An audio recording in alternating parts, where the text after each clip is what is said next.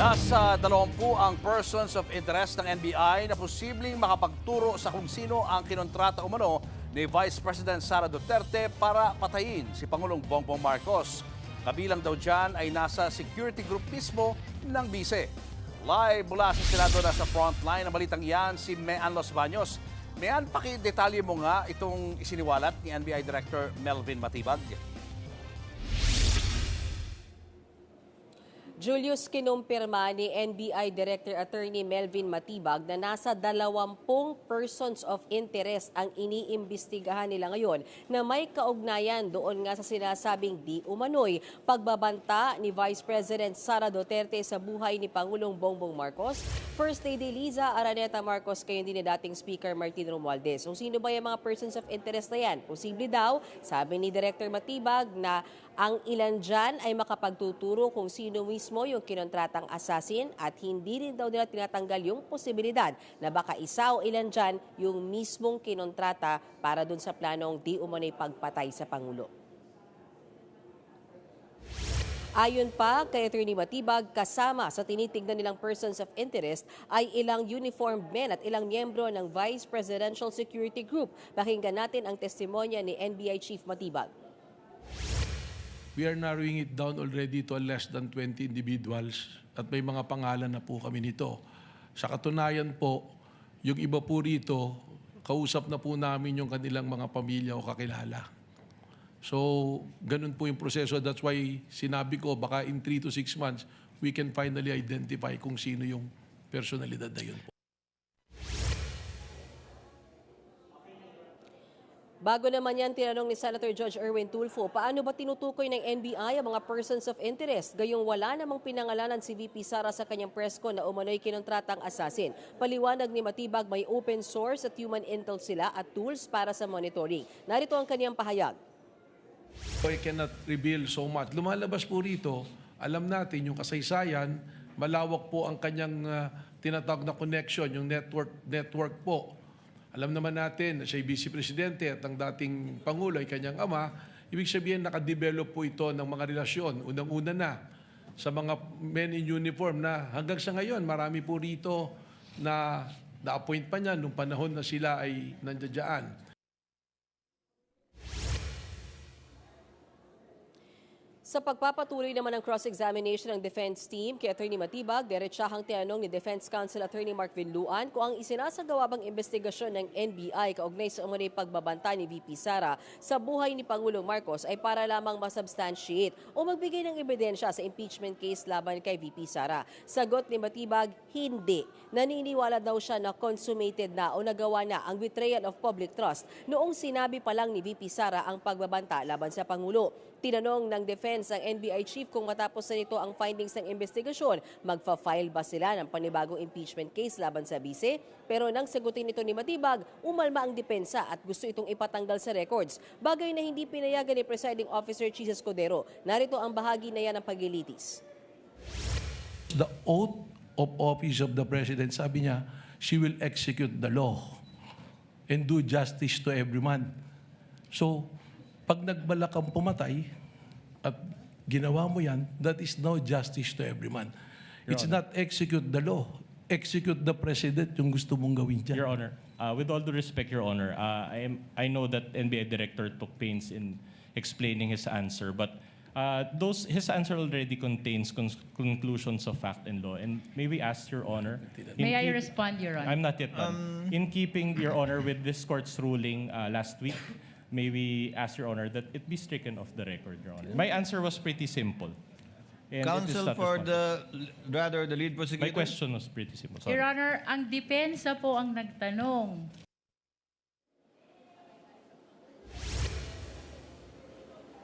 Binalikan naman ni Defense Attorney Vinluan ang paggamit ni Matibag sa talumpati ni Davao City Mayor Baste Duterte sa Rage Coalition Rally noong April 12, 2026. Git ni Vinluan, protektado ng konstitusyon ng political speech at dapat ay malayang makapagpahayag si Mayor Baste Duterte sa pagsalungat sa gobyerno maliban na lang kung martial law. Pakinggan natin ang sagot ni Matibag dyan. Unang-una, tama naman po kayo, wala namang martial law ngayon at pwede naman pong magsalita. But the freedom of expression has limitation also. Kung ito po ay nagbabiolate na ng batas at nakakasama na sa ating bayan ay hindi naman po ito kasama na sa freedom of expression.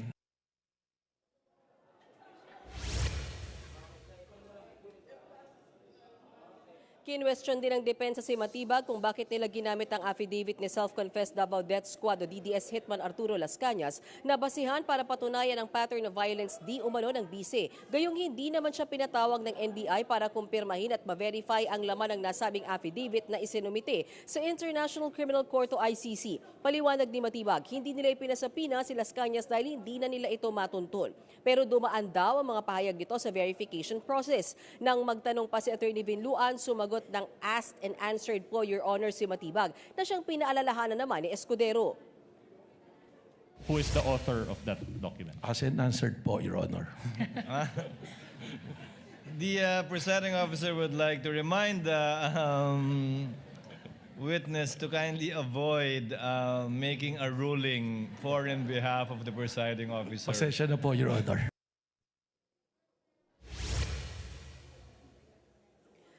Si Senator Judge Robin Padilla naman pinagsabihan ng prosekusyon na iwasan kumuha ng mga witness na may kasong perjury o pagsisinungaling sa ilalim ng panunumpa.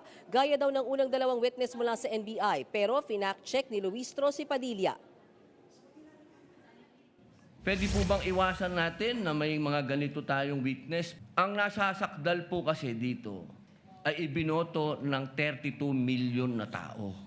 First of all, we were able to verify already that there are no cases pending against the prosecution witnesses. In addition, Your Honor, and only to respond to the concern of the Honorable Senator Judge Padilla, ang conviction po ay hindi ground for disqualification unless it is final and unless it is punishable by more than 1 year and that the crime constitutes moral turpitude.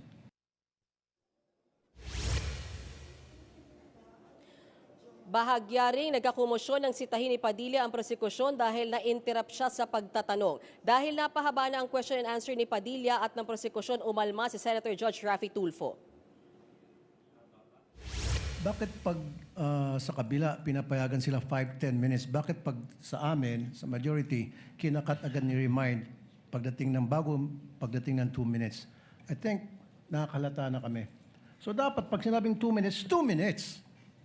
Pag sa amin sa majority, pag 2 minutes, pinipindot nito. 2-3 beses. Totoo yan. Pero pag sa minority, umaabot na ng 5 minutes, 10 minutes. At meron akong record yan. Pinapayagan. Why?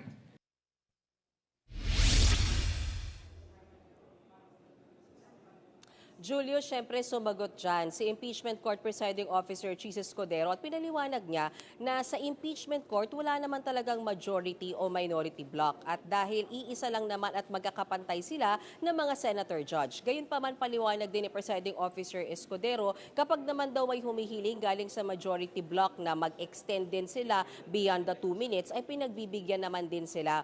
Pero pinagsabihan na rin ni Presiding Officer Escudero yung tagapindot ng bell to be more consistent next time na kapag sundin talaga yung 2-minute rule na kapag nakadalawang minuto na yung senador ay talagang paalalahanan na siya to wind up. Anyway, pwede namang mag-round 2 at round 3 ng pagtatanong ang mga senador. Julius? May mga nagsasabi na parang hindi naman daw pasabog ang mga siniwalat ni Matibag. Ayon nga kay Harry Roque, parang kwitis lang daw ito. Ano kaya ang reaksyon ng prosekusyon tungkol dito?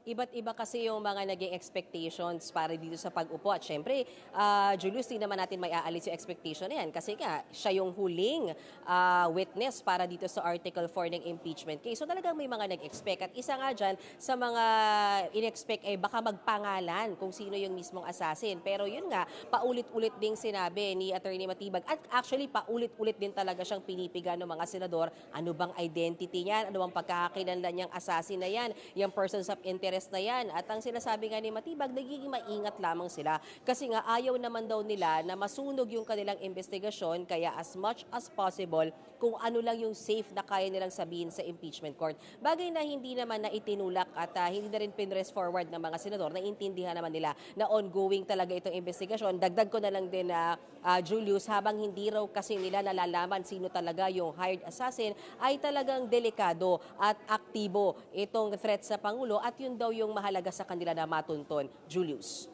Hanggang ngayon nga, wala pa rin hitman na maharap o direktang matukoy. Ano kaya ang epekto nito sa Article 4 ng impeachment para patunayan meron ngang grave threats ang bise? Kanina alam mo, Julius, hindi na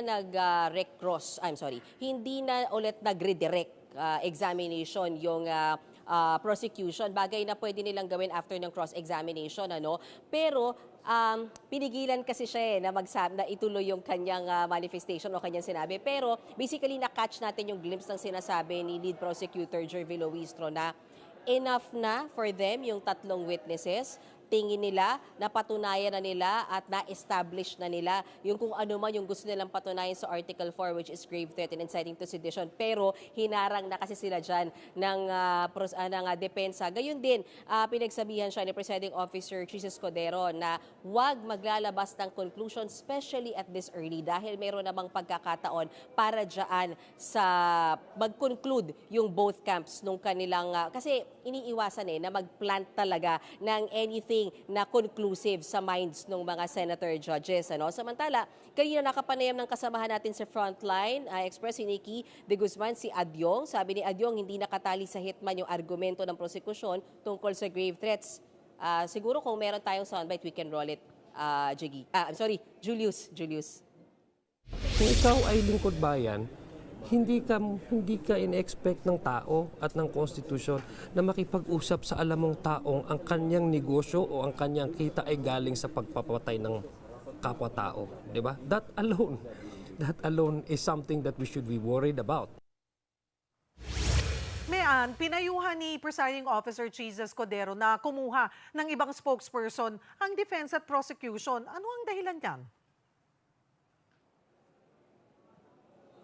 Oo, Cheryl, kasi binabantayan talaga ng impeachment court, maging yung mga press conferences ng magkabilang kampo. At yung concern dyan ni Presiding Officer Escudero ay yung parehas na spokesperson ng defense at ng prosecution. For example, si Attorney Tolosa ng prosecution, si Attorney Michael Powell ng depensa, parehas din silang parte ng grupo ng mga lawyers ng either prosecution or ng defense. So far, sabi ni Presiding Officer Chis Escudero ay maingat naman yung dalawa sa kanilang press conferences, pero ang kanyang concern dyan habang tumatagal yung ang pagilitis, baka mahirapan na daw hiwalayin noong dalawang spokesperson na abogado rin yung mismong merits of the case at yung procedural na pwede nilang sagutin. At paulit-ulit pinapaalala ng presiding officer na hindi pwede magsalita yung magkabilang kampo maging ang senator judges tungkol sa merito ng kaso. Kaya ang gusto niya, or ipinayo nga ni Presiding Officer Chis Escudero dun sa dalawang kampo, kumuha kayo ng spokesperson na hindi nyo abogado para mas malaya siyang makapagsalita, mas malaya siyang witness stand, si NBI Director Matibag.